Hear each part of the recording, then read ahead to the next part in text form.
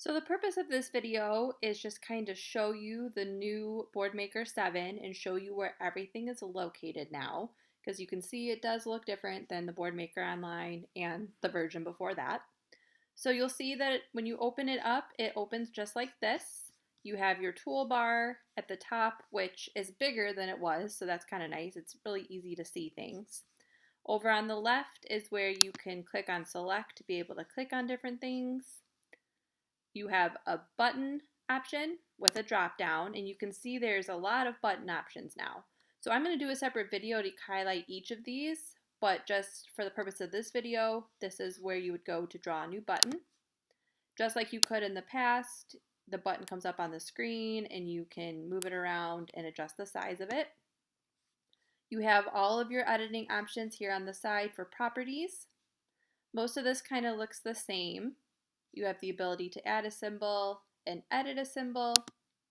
One thing I wanted to show you in the edit symbol that they've changed. I'm just going to put a symbol in here for the sake of having one in there. So I've got my symbol in there. When you click on edit symbol, that gives you the ability to kind of manipulate this symbol if you want to change the color of it or if you want to make it look a specific way. But what they've added are filters. So you have an inverse, a gray, a sepia, and a black and white. So this might be good for some of our students with visual impairments. I wanted to highlight that for that reason. That's now available to you under the edit symbol. Determining where the text goes on a button is a little bit different than it was. Now it's a drop-down option. So if you click on that, it's really pretty visual. If you want it on the top, it's on the top. If you want it on the bottom, it's on the bottom. If you want a button with no text, you would select the one with no text. And similarly for if you want one with no picture. You click on Edit Text to edit the text that you want to say. And then here you can change the font around, change the color around, all of that good stuff. You can also change your font and your positioning, your bolds, your colors, all of that good stuff here on the side like you could in Boardmaker Online. They've added the ability, or at least it's more obvious now, to add a symbol to the background of a button.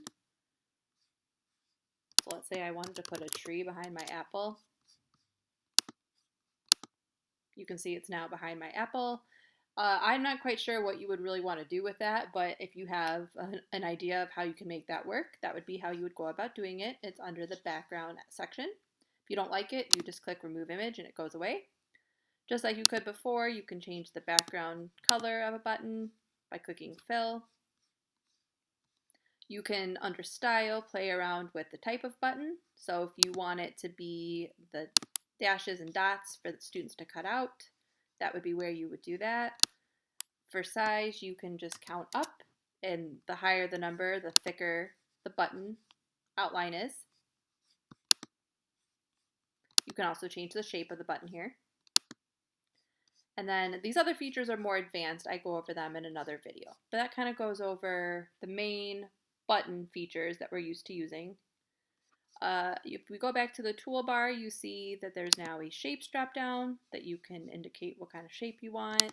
We still have the ability to spray buttons. We still have the ability to draw lines. And here's where you would click for label. So if you want to put like a title at the top, this would be where you would draw your label by clicking on the label button. You have the ability now to dictate if it's going to be symbolated or not. So you can turn symbolate on. And what they have changed is you can determine what symbols come up.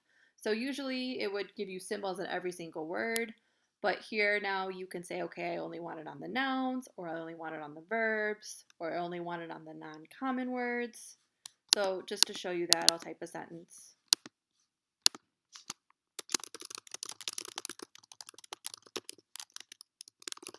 So you can see that I have all turned on at the moment, but I can drop down and go to non-common words, and now it only gave symbols for apple orchard. So that's kind of a cool feature that I wanted to highlight for you guys.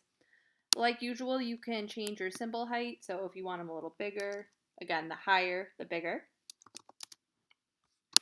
So now my symbols got a little bit bigger. I can also put the text on the bottom, or the symbols on the bottom, I'm sorry. So either symbols go on top or symbols go on bottom right here.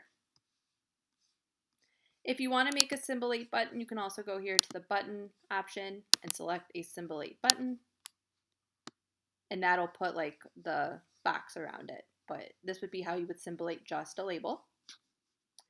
And I think that pretty much sums up how to use some of the main features that we're used to using. In future videos, I'll go over some of the more advanced options.